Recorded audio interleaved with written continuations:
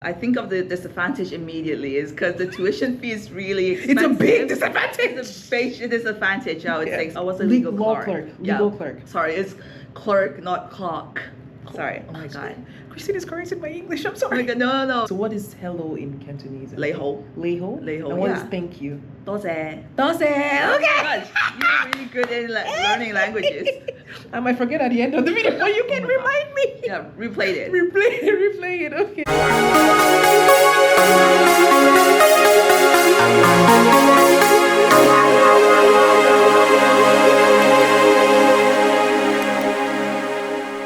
Hello everyone and welcome back to my YouTube channel. It's your favorite girl here, Ella, a GPLLM candidate at University of Toronto. If you're new here, welcome to the channel. Over here we discuss all things law and I take you all on my journey trying to become a lawyer out here in the province of Ontario, Canada. If you're a returning subscriber, thank you so much for riding with me through this journey. Remember to like, share, subscribe, turn on your notification bell so you get notified whenever I post my videos. And if you have a question, let us know in the comment section while watching or at the end, or just let Christine and I know how beautiful we're looking today. Everyone say hi, Christine, in the comments. Hi, Christine. Christine is my friend and also my colleague in the GPLLM program at UofT, and she's graciously granted us her time today to come share her experiences being a foreign-trained law graduate from the UK who's going through the GPLLM program and NCA process. So thank you so much, Christine, for spending time with myself and my audience today. You're welcome. I'm welcome. Okay. You're welcome. Let us start with, let me mute my thing. Let us start with the first question, which is, who is Christine? And Christine, don't look at my notes, because I'm going to ask you random questions. Oh my God, okay. I see you looking at my computer.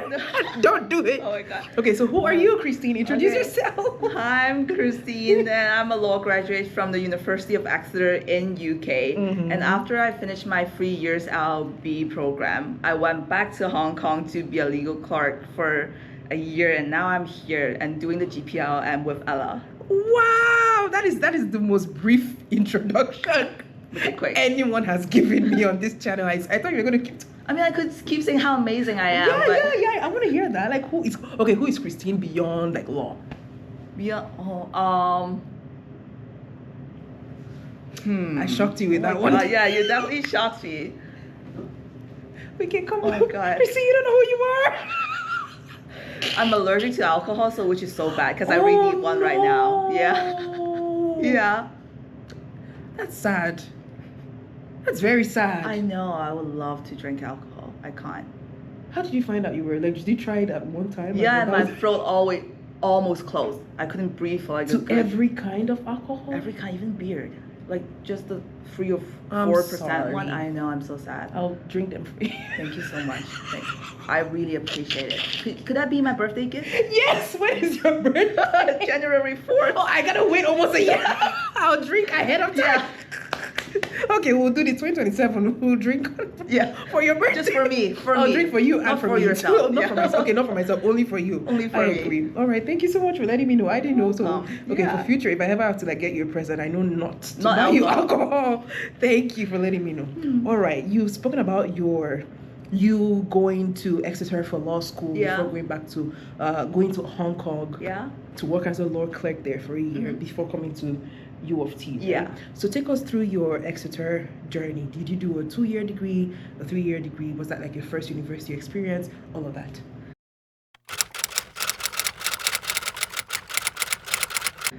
Yeah, I think it's because the UK education, like legal educational system, is really different from the Canadian one. Because I know the Canadian one, you guys need to do an undergrad, then a JD, right? And it takes about 7 years. But for me, I went to the 3 years LLB program straight ahead in UK, and I only it took me 3 years.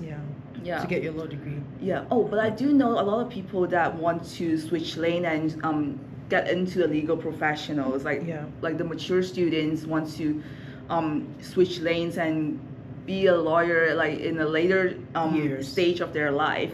And the 2 years accelerated one is a really good program for them. I mean, I'm not a matured student, but oh, am I? Are you mature? I am mature, but I'm not like old. You know, when you say mature student, you're like, you have husbands and wife and kids, which I don't have. So, but I did. Husband and wife? they have some. The husbands have wives, the wives have husbands. Oh, I don't yeah. know, and then they have kids, and then they do the 2-year accelerated that program. makes But sense. you're right. You're right. Sorry to cut you short. No, it's Sorry. fine. Go ahead. No. You had finished? Oh, I'm sorry, girl. I'm sorry. Yeah, no, it's fine. All right. So you did the 3-year program Yeah. at Exeter, and what would you say some of the advantages or disadvantages are of studying at Exeter or in the UK in general? I want to learn about your experiences. So, for example, if someone is thinking of going to law school in Exeter, where is Exeter located? Is it in London? What city? Is Exeter a city? Exeter is the city. It's in Devon. I don't think you've heard of it. I didn't know that. That's why. Yeah, it's I don't know. southern side of UK. Yeah. Okay. And what was like your teaching experiences like? Your experience as an international student there? Oh yeah, I think it's really great. I don't know why, but I think of the disadvantage immediately is because the tuition fee is really expensive. It's a big disadvantage. It's a big disadvantage, I would Yeah. say, especially because I'm an international student there. Yeah. But I think there's a lot of advantages as well because I study in a local school in Hong Kong, and I never get to get in touch or communicate with people from different cultural background or like ethnicity. Like I only speak to Hong Kong people when I was in Hong Kong.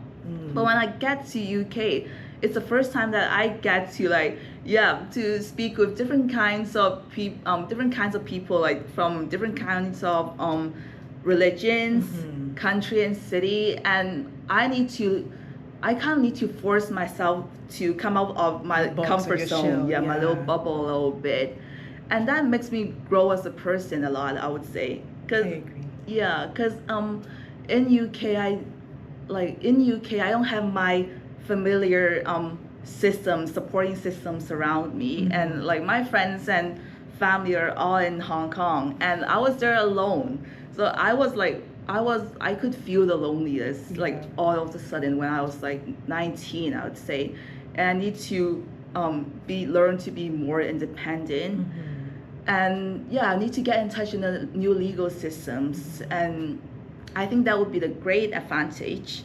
But I think regarding disadvantage, I would say it's the grading system of LB, which you and I have talked about. I agree. The entire UK, I haven't come across one. Oh my god. I agree. Yeah, you and I definitely have spoke about it. Because like, for example, for a whole year module, like a 30 credit one, we have 2 chances to prove ourselves.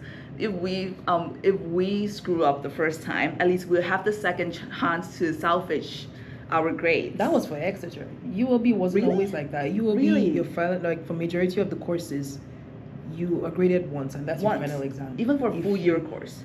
Really? All my courses were full year, except for 2. Yeah, except for 2. Everything was from September until April. Yeah. So only one final exam. We had formatives, but the formatives they were not graded, right? They didn't matter in that sense, and you didn't always get helpful feedbacks. But everyone's your entire lifeline of this course is dependent on one exam, which I vehemently disagree with. It seems like Exeter was better because you had 2 chances. I was trying to complain about it. Please complain. We like complaints. Apparently, it's better than Birmingham already. Don't say that on my channel. Oh my god. I'm joking. Birmingham. Ella is talking about you. Birmingham is.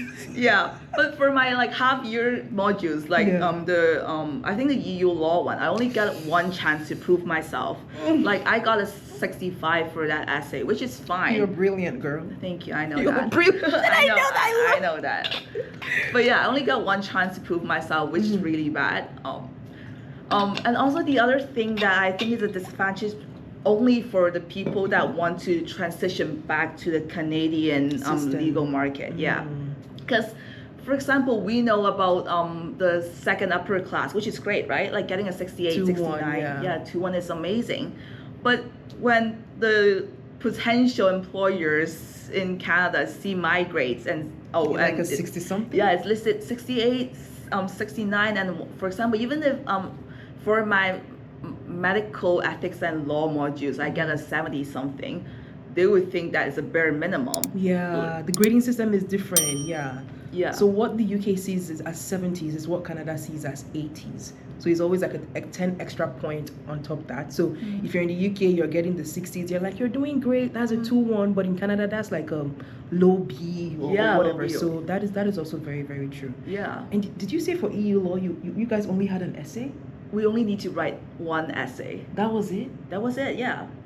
Birmingham was stressing us, man. Like, maybe they were challenging us intellectually because in my year we had to have the 3-hour like exam, virtual exam, granted, but it was 3 hours. You get the questions and you put everything down that you know. Now this year I heard that they are doing in-person. They did in-person closed book exams for EU law. Oh my God! Imagine writing EU law as a closed book exam, but the idea is for people who are doing the SQ in the UK to be able to get adjusted, because for the SQEs they don't have open book exams, unlike our bar exams. I actually can't believe that. I actually can't believe the part that people still need to take EU law exam, because if I recall correctly, there's an event in UK called Brexit, which is why I don't need to take a full year EU law course, and people still need to do that right now, like for Birmingham students, I guess. At least. Yeah.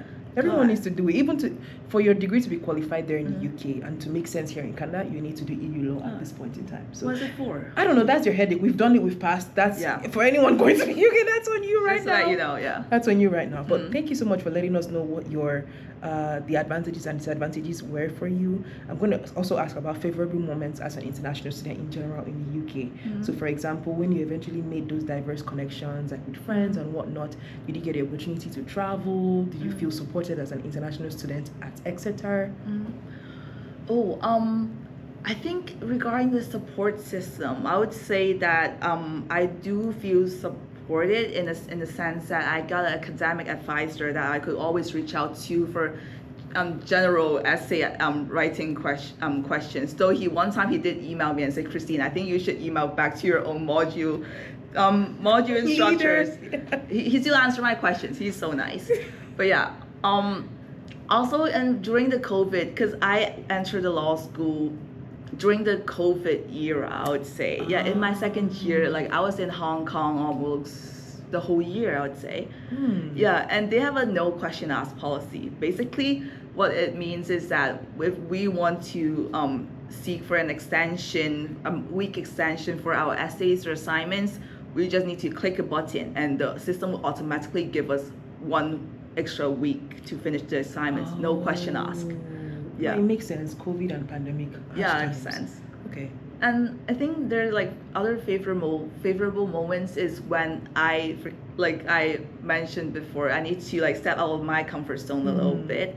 So I would try to take on more responsibility and try to meet more different kinds of people. Like I was a committee member in the Women in Law Society. Me too! Oh my god, really? Oh my god. I'm in Exeter. Lovely. Oh my god, I love that. Yeah, I was a treasurer there. Ooh. Yeah. And I'm a staff program VP for the ELSA Exeter, which is a European Law Student Association. Association. Yeah. So yeah, that forced me to train or like enhance my public speaking skills a little bit, because sometimes I need to organize a little bit of a talk and do organize some pro bono events and promote the society, which is a really helpful skills that I'm using right now because I'm taking an interview. Yeah, that's great. Thank you so much for sharing those wonderful moments with myself and whoever is going to watch this video. And you were a committee member at Women in Law at Exeter. Yeah, I was just a member, so you were doing way more than me. I was just a member, but it's good to see that you felt supported and you pushed yourself, you came out of your comfort zone. I'm assuming that English is a second language for you as well. So like, I can't even imagine, I mean, I migrated to a country and English is my first language. I can't even imagine having to navigate that going in at 19 and like being faced with a totally different system, totally different language, far away from home, far away from family. So knowing you now and meeting you here in the GPLLM program, I'm very glad that our paths crossed, and I'm proud of what you're doing. Thank you. Like I see you. We go for networking events together, or rather we meet at networking events, and we'll talk about that more in the video, but I just wanted to sing your praises earlier on just so that you know that you're doing great and you're doing amazing. Thank you so much. I think one thing that you mentioned is that I'm like because English is my second language, and I do feel like I forgot to mention one of the advantage of being an international student and learning law in UK is to improve my basic English knowledge in like different aspects, like my oral English and English writing skills. But I don't think, and obviously networking skills that I think we'll mention later on. But I don't think I could ever reach to your level. Girl, please. I'm a native speaker. It's different. Oh my God, it's different. So don't even. You're doing great. You're doing great. Do I have a second language? I don't even know. I'll teach you Cantonese. Teach me. I'll teach you Cantonese. Cantonese. That's not the one you say in ni hao. That's a different. That's Mandarin, right? Mandarin ni hao. So what ni hao? So what is hello in Cantonese? Lei ho. Lei ho. Lei ho. And what is thank you? 多謝. 多謝. Okay. Gosh, you're really good in learning languages. I might forget at the end of the video, but you can remind me. Yeah, replay it. Replay it. Okay, thank you so much, Christine. All right, let's change gears now and start talking about U of T and Canada. You said you finished from the UK and then you went to intern in Hong Kong. Before clerking for a bit. Yeah, I was a legal clerk. Legal clerk. Sorry, it's clerk, not clock. Sorry. Oh my God. Christine is correcting my English. I'm sorry. Oh my God. No. It's like because the British way of saying like is Clark. And you guys say clerk in Canada. I'm adapting it. Okay, like legal clerk. Law clock. Okay, you were a law clock. Please don't correct my English. No, you're correct. It doesn't. In the comments. We blame the English people. They were the ones who traveled around the world and they could not make everyone speak the same kind of English. So I blame the British. Yeah, we're not the Americans. No, we're not. I'm speaking so many. Okay, you were a law clerk. Yeah, Clark. In Hong Kong for a year. How was that experience like for you before coming into the GPLLM program? Oh God, that is where I actually need to use like the theoretical knowledge that I've learned from my LLB and bring it into the practice level of things. I would say practical level of things, because I was clerking in a civil litigation law firm for a year, and I got to start drafting legal memorandums, statements of claims and defense, etc. And I would need to talk to the clients or translating the language, the documents from English to Chinese or Chinese to English. Yeah, and I don't think my LLB degree fully prepared me for it. So yeah, I know what like the basic elements of contract is, like a SABS and an offer and then the rest of it. Intention to create a contract. And relations and whatnot from a relationship. Oh, please, we don't need to know that for now. Yeah, etc. But they never prepared me to how to like handle clients when they're being unreasonable and how to comfort the clients when they have such a emotional time. Outbursts. Outbursts, because I have handled a lot of family cases and there's a lot of heartbreaks moments during that, and we never learned how to deal with that in my LB. Well, that's fair. I agree that and I've learned so far from speaking with different lawyers as well that theory of law, which is what we are taught in law school, is very, very different from practice. And it's until when you start practicing and meeting actual people and implementing the law that you've learned in school, that's when you get to really, really understand what law and being a lawyer is about. But I do agree with you, and I'm happy that at least you got that experience. So in Hong Kong, is it also a common law jurisdiction as well? Yeah, it is a common law jurisdiction, and we basically inherit most of the legal principle from the UK. Yeah, which is why I chose to study law in UK in the first place. Okay, that's good. It's good to see that you were able to translate and translate back. So it's like now you have Hong Kong, you have UK, and now you have Canada. Yeah, girl, that is messing up my brain a lot. I was gonna say it's a good thing. It is, but it messed up my brain a little bit. So. In what way? Like you have to shift your brains to like UK, Canada, and Hong Kong? Like how? Yeah, because there are like different kinds of like just take I guess civil. I guess like I was thinking what is it trial advocacy? I think like these are just little things I would say, because I can't think of like a concrete example for now. But for Hong Kong and the court, the counsel would address each other as my learned friend. Learned friend, yes. Yeah, Even in the UK too. Oh yeah, in the I think UK as well. or in Nigeria. In Nigeria, they do Oh, that. really? Yes, I want to say in the UK they do that. Let me not say about the UK. I actually don't know, but Nigeria also is common law jurisdiction from the UK, and they say my learned colleague. Oh, for your example. learned colleague. Yeah, but in Canada they just use Say my my friend. Yeah, friend. they omit the learned part.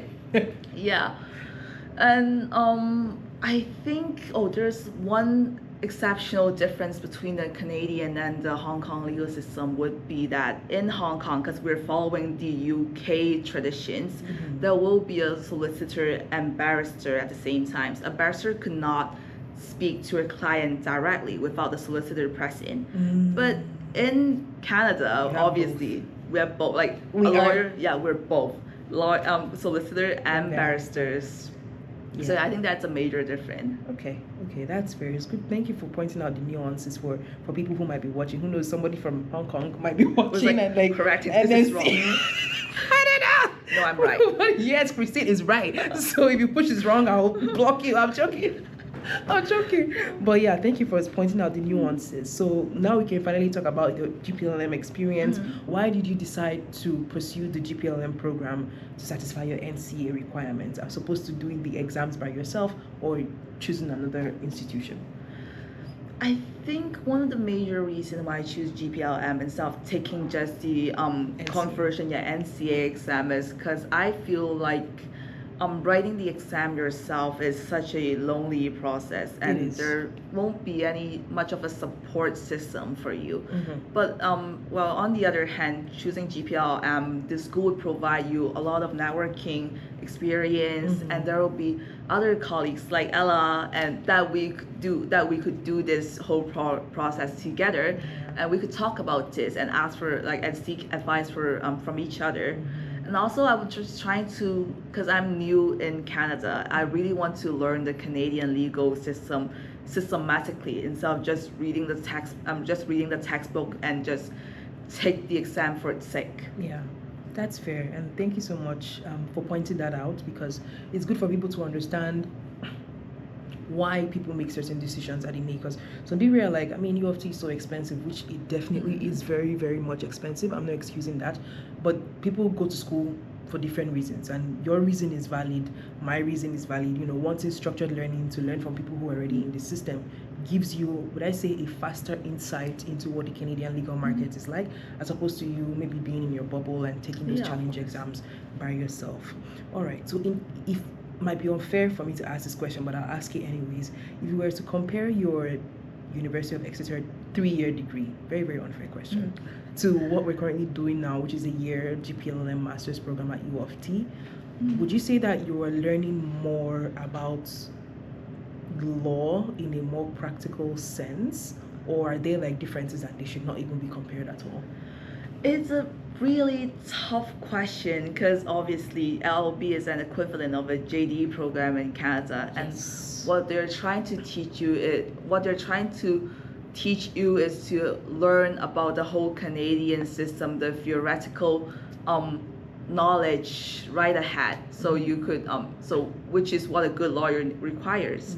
But the GPLM is a law master degree that helps the internationally trained lawyers or international law graduates to convert their degree to a Canadian one. And I don't think teaching Canadian legal systems knowledge is their priority. I think, to be very honest, a lot of people just take the degree because they want a master from U of T. But I do agree with you. I think I did learn a little bit more of a practical side of the I guess legal research and writing. Yeah, writing memos and stuff. Did you have to do that in the UK? I actually never got the chance to do that, because I think for UK, people learn that from the LPC. Yeah. Course for you. Yeah, a course for you to prepare you for a solicitor licensing and whatnot. Yeah, exactly.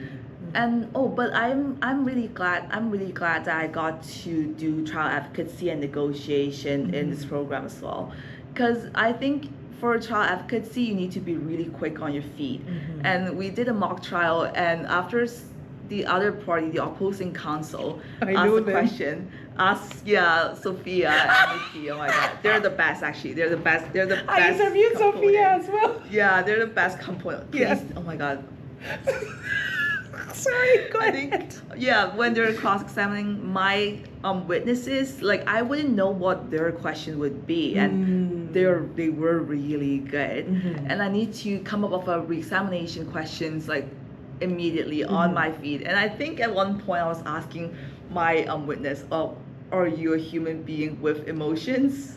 Obviously, I got rejected. Like my question, like the judge rejected my questions, but it was worth to ask. Maybe they are not, right? You said maybe they're Just saying, not. maybe they're not. Yeah, AI. Yeah, I don't want to assume that, right? No. No. Yeah. Was this not a person right in front of me? Okay. I don't know about you. Okay, Christy.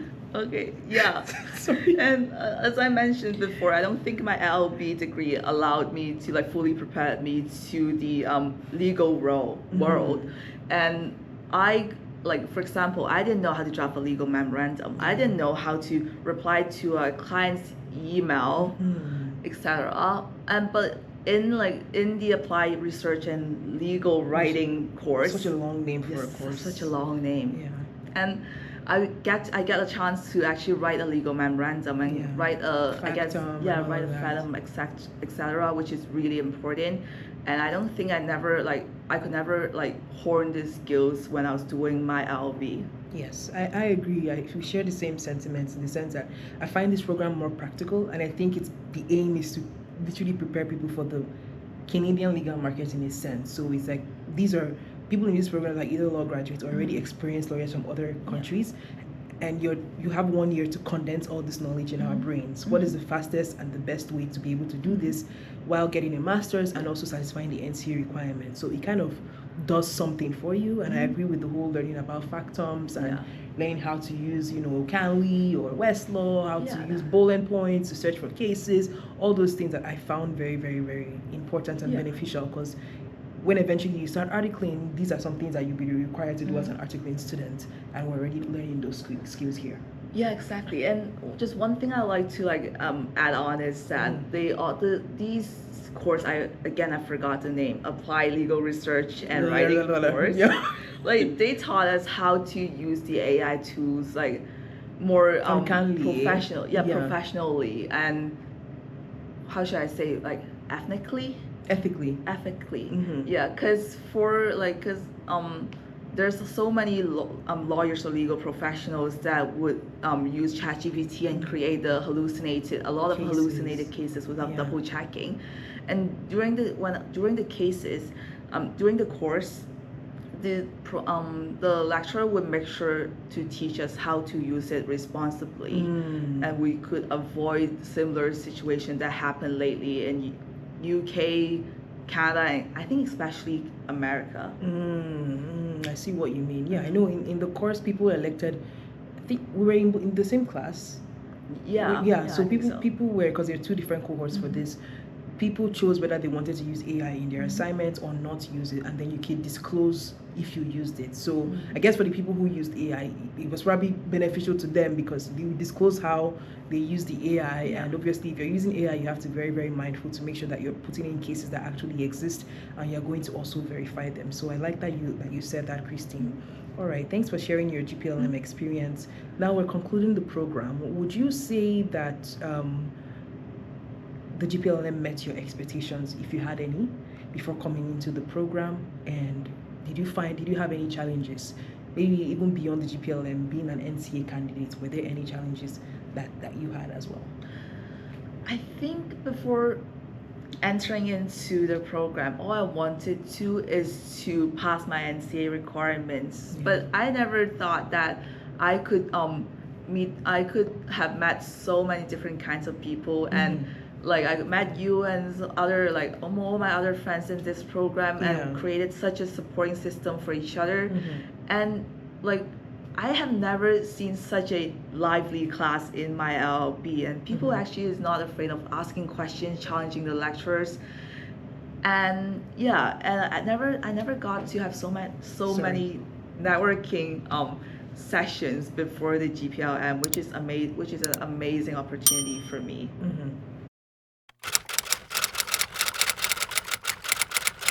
I wanted to ask what your challenges have been as a foreign trained law graduate. So doing the NCA process, definitely we have our challenges. So what are some challenges that you've had?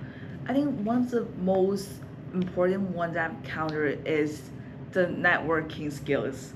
Because in Hong Kong, obviously, we would like networking with our colleague, with our with other law students. Yeah. But the concept of connecting with people on LinkedIn and do coffee chats is a really niche and foreign concept for us. Mm-hmm. So I have a really hard time to try to networking with other people and asking the important questions and to create a meaningful relationships, which is something that I find it really hard, but I've learned. Yeah, no, you're doing a great job. I see you at this Thank you. networking event, so you're doing great. Christina and I will be attending them. So we have lots of memories, and networking is also part of the segment of questions I was going to ask. Yeah. But before getting there, I know that we attended a full day of court. Yeah. Sometime in Oh my God. April or something, we were shuffling back between federal court and provincial courts, watching two different cases. And we were watching a discovery for the federal one, and then the second on the provincial side was a murder trial, a jury murder trial. Whom the accused self-defense himself. Yes, and one of the witnesses was his ex-girlfriend. Or something. It's Very, his very crazy ex-girlfriend. situation. So I wanted to ask, and you've already touched on some differences with how the legal system is in Hong Kong. So, for example, the lawyers there call their colleagues "my learned friend," as opposed to Canada, who says where they say "my friend." So I wanted to ask what your courtroom experience was like that day. Just anything. You know, I'm gonna mention that incident, right? What incident? There was an Okay. incident? Yeah, there was an incident. I think the major difference is that we're not allowed to like the whole vibe of the courtroom is more serious in Canada. We're not allowed to use laptops or phones or anything. Yeah, any electronic devices in the courtroom, and we could not fall asleep in the courtroom. Just to let you know, Ella. You're not supposed to. Somebody's on trial. Why would you be falling asleep when someone is? I know, right? Because I was sleeping. Oh. Yeah. However, the girl me next to me just fall asleep. I was falling asleep as well. That was me. Yeah, and the security staff just walk up to us and say, "Don't sleep." I didn't know you were shading. The shade was for me, right? Yeah, it was for you. No, I was falling asleep. I was the girl next to you Yeah. who was falling. It was a long day. I was tired. It was a really long day. Okay. And I think that one of the interesting thing that I've witnessed in the trial is that the murderer, the accused, not the murderer, the accused. We don't know if he was convicted. Maybe he's out of jail right now. Yeah. I doubt. But anyway, I remember he because he chose to self-defense himself. Yeah. So the court appointed a friend of the court for him, which the Latin phrase is amicus curiae. I think so. Amicus, friend of the court. Yeah, which he would be the one that would draft the cross-examination questions for the accused, with the accused, and he would be the one that is actually asking the questions for them, which is a little bit of a disappointment for us, right? Yeah, because we thought that the accused was going to get to cross-examine his ex-girlfriend who was a witness, but that makes sense in terms of like justice and fairness that he will not be the one to cross-examine her. So we left at that point. We went back to federal court. We went back to federal court. But that was a great day's experience, and I'm glad that I experienced that day with you. I put pictures of our selfies and whatnot that we took that day. And my last segment of questions is about networking. So you already spoke about some challenges about networking, and I know that we've done a lot of that this semester. What do you wish you had known about this whole networking situation, or even your experience as a foreign trained law graduate before embarking on the journey that you think might have helped you in any sense? I think if I think back, what I want to have learned is that to acknowledge or recognize that there will be such a huge cultural difference between Hong Kong and Canada, and especially I think one thing that I really wish I would have known at the beginning of the whole networking saga is that networking is not about collecting contacts or to get a job in that 30-minute conversation. Networking is supposed for you to learn about the things that you're interested in. For example, what's their what's the day in a civil litigation firm be like, and how to improve yourself, and most importantly, for you to learn how to create a meaningful connections, which might not be useful at that point, but might be helpful in future. Yeah. I think that is the most important part. That's good. Thank you so much for sharing that. And I have 2 more questions before we wrap up this interview. Number 1, do you think that we have a supportive program team here at the, or rather not program team, a supportive careers team here at the U of T in the GPLLM program? Because majority of the events that we went for, that we met each other, was through the U of T program. So do you feel that there's a supportive career presence for career counseling? I think they did as much as they could, actually, because we have an amazing career advisor, Erica, that we could schedule a meeting with her for any cover letter advice or any mock interview. Yeah, and they always offer us a lot of networking or social opportunities. Like, they would offer us free tickets to the OBA event. I went to one that's called Anatomy of a Trial, which you're not there. But yeah. But that was an amazing only one that I wasn't there. She had to point it out. Yeah, just to let everyone know, she didn't go to the Anatomy of a Trial event. Okay. Yeah. Yeah, which is an amazing opportunity. Oh my God, sorry.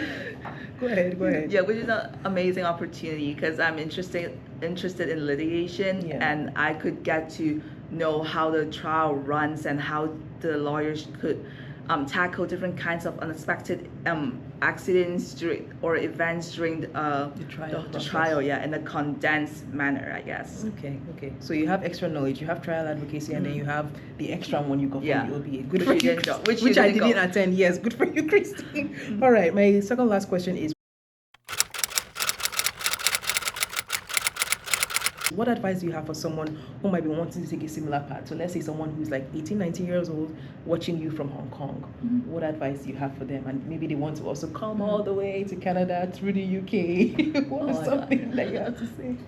Well, I think one thing would be do more research and don't be afraid to ask questions. Watch Ella's channel. What do you mean? Where did you do the research from? Say watch Ella's channel. Oh my, what? Say watch Ella's channel. Yeah, watch her channel, which is very important because she interviewed me. Yes. And the whole interview was very important. Yes. Okay, sounds good. And my last, did I cut you short? I'm sorry. No, it's totally fine. Like, the most important thing is watch Ella's channel because it's so important. I need to mention it again. Yes. And do more research and don't be afraid of connecting with people on LinkedIn because people don't know that you needed help unless you ask them. Sure.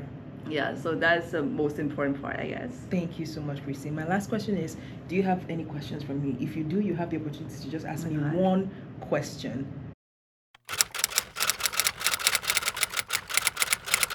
Okay, when's your birthday?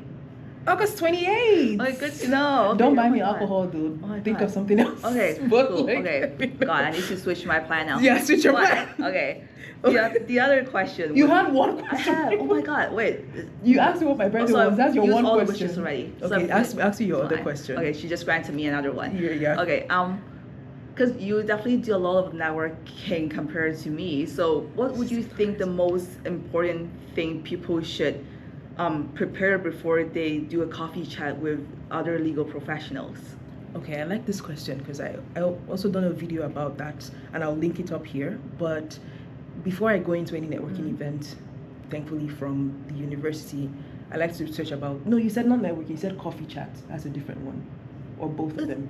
It's a form of networking, but yeah. Okay, let's focus on coffee chat. So group networking I prepare differently. So for coffee chat, I would have met this person before, or maybe just on LinkedIn, and I'll go do my research on who they are. If they've written anything like that I'm interested in, look for ways that I connect to them and they connect with me.